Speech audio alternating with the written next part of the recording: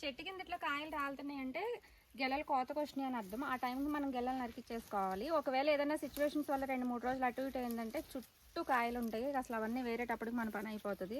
చీమలు కూడా ఫుల్ ఉంటాయి, అందుకని టైంకి నరికేసుకోవాలి.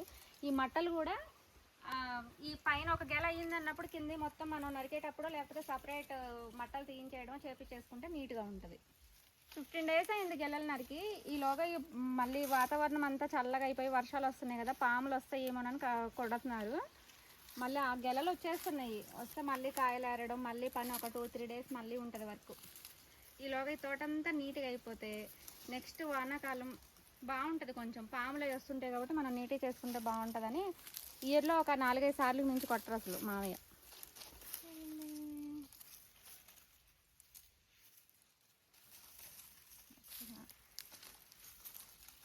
కొట్టం మేము, మ్యాక్సిమం ఎప్పుడు పీకడానికే ట్రై చేస్తుంటాం. అందరం సాటర్డే సండే వచ్చి పీకేస్తూ ఉంటాం.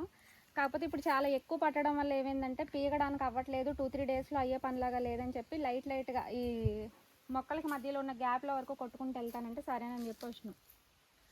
అవుతుంది, ఆల్మోస్ట్ మొత్తం అయిపోయింది, ఇంకొక 2 లైన్లు ఉందంతే. హాయ్, తోటలోకి వచ్చాము, కలుపు మందు కొడుతున్నాం. మామయ్య వెళ్తున్నారు, నీళ్ళు అందిస్తున్నా. ఇది ట్రాన్స్ఫార్మర్ ఏదో కాలిపోయిందంటే మా తోటలో నీళ్ళు రావట్లేదు. పక్కన తోటలో వేసి ఇక్కడ నుంచి నీళ్ళు అందిస్తుంటే కొట్టుకుంటూ వెళ్తున్నారు. ఇంకొక 4 lines ఉన్నాయి, మొత్తం అయిపోయింది.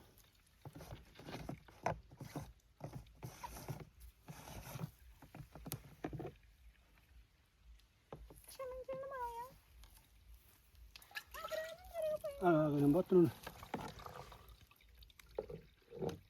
పోయి కొద్దిగా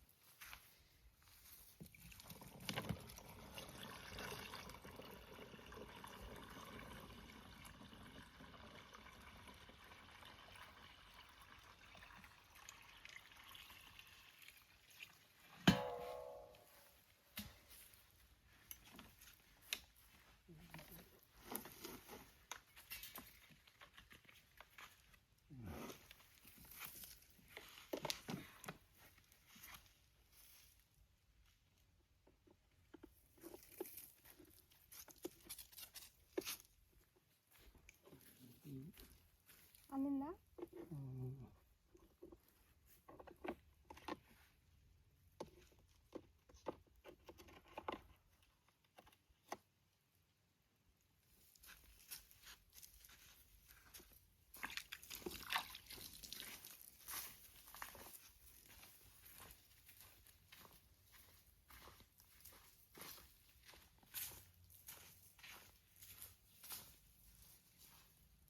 ఇంకెన్ని లైన్లు ఉన్నాయి? 4.